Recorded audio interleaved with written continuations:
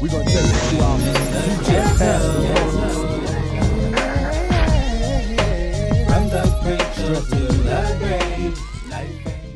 America has been under scrutiny for years by its own citizens as well as onlookers abroad regarding its prison population. The United States has 2.3 million prisoners in correctional facilities.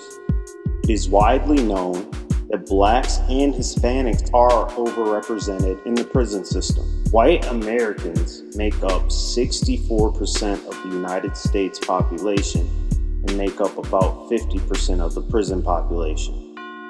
Blacks make up about 13% of the population, yet they represent 49% of the prison population. Hispanics make up about 16% of the United States population and represent 19% of the prison population. While researching this topic, a few questions came to me. Why are blacks overrepresented in the prison system? Does the government benefit from having so many prisoners? Is there a racist agenda for imprisoning so many minorities? Racial disparities in the criminal justice system are an ongoing fight in the moral codes in our society. One may argue that blacks are committing more crimes, so subsequently they will go to jail at higher rates. According to Tonry, blacks are more likely to commit more violent and property crimes. Tonry also states that scholars have differed for years in regards to the comparison of black and white crime due to bias in police arrests, insufficient sympathy for black victims, exaggerated sympathy for white victims, and official practices adverse to blacks are often said to distort statistics. This presents distrust for the criminal justice system, especially for black Americans. There is no doubt that inner city communities are unfortunately prone to produce criminal activity. However, statistics have shown that blacks tend to receive harsher punishments than other groups. Tonry also states that although black crime rates have stayed the same and are slightly decreasing, punishments for crimes are harsher. Why is this socially accepted? Black criminality.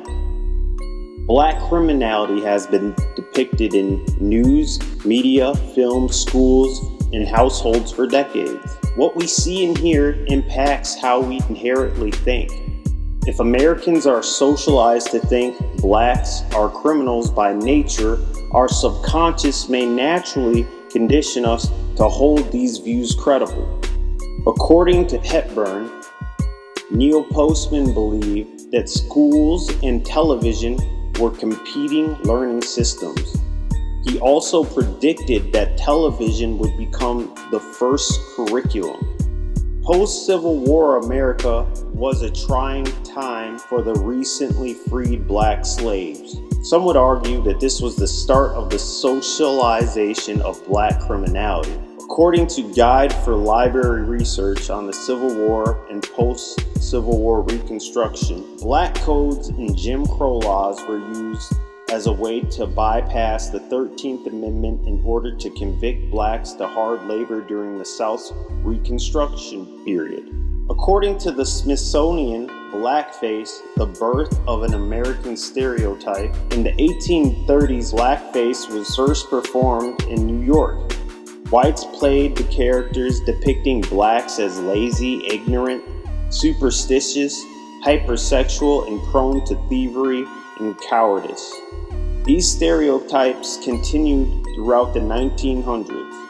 One of the most shocking films that was regarded as the first Hollywood hit in the 1900s was the 1915 movie The Birth of a Nation. Blackface was portrayed as a hypersexual animal that was raping white women. So with the question of why this may seem so acceptable in our nation, it may come down to how we are socialized and the dehumanization of black Americans.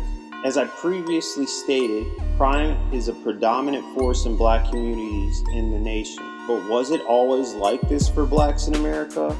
On the contrary, there were many black communities that were affluent, and if it wasn't for racist terrorism, they still may have been influential. I would argue that if these government-sponsored atrocities did not occur, the divide on the lines of crime, economic, and educational disparities may not be so great. According to Moore, some of these cities include the Atlanta race riot 1906, the Chicago race riots 1919, the Rosewood massacre 1923, and the infamous Tulsa Black Wall Street massacre 1921. According to Penn State, Black Wall Street, 300 blacks were killed by a mob of angry whites. This is still regarded as one of the most deadly acts of domestic terrorism in our country's history. Understanding the culture of criminality in the black community is not as cut and dry as some may believe. According to Marble, Middlemass, and Steinberg, as blacks migrated from the South in search of a better way of life, they were still met with the ghettoization of their communities. Redlining from banks and other financial institutions prevented blacks from obtaining money to create their own businesses. Blacks and Latinos who were left in these deindustrialized cities did not have the means to thrive. The modern turning point of these disparities began from 1981 to 1989, when Ronald Reagan took office. His policies on the war on drugs may have unintentionally targeted black and brown people, but that was the result. Reagan's policies also put restrictions on welfare, food stamps, and public housing. An example on this new crackdown on crime would be in 1979, 39% of the prison population was black, but in 1990, the prison population had risen to 53% black. Although mass incarceration is still an issue in our society today, states and the federal government are taking steps to combat it. According to Vogel, over the last decade, strict sentencing laws are still being rewritten, and the cost of prisons have had a significant effect on states, causing some to rethink their strategy when it comes to imprisonment.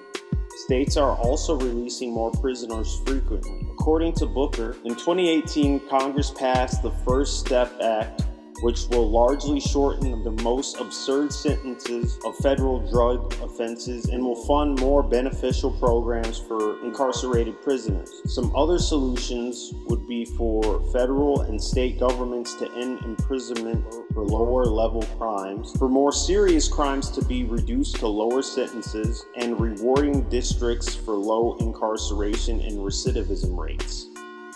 Mass incarceration was and still is affecting the black community. Although mass incarceration is a widespread phenomenon in our nation, it undeniably affects blacks at an astounding rate. In my opinion, this acceptance and bias is fathered out of our dark past of betraying and accepting the depicted image of the black American.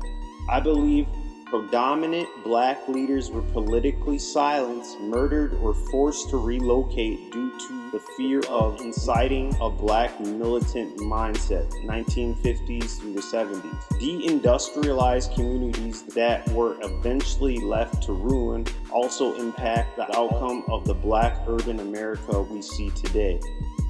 My views may favor a victim-like complex, but that is not what I want to portray. I would simply urge Americans to not look at the way people are so black and white.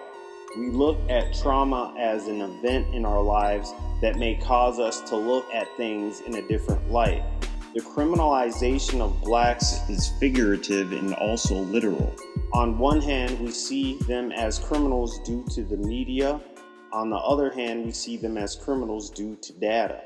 My stance is yes, data may show that black Americans commit more crimes, but are incarcerated at higher rates. I wish the way I was living could stop serving rocks, knowing the cops is hot when I'm on the block, and I wish my brother would've made bail so I won't have to travel 6 hours to see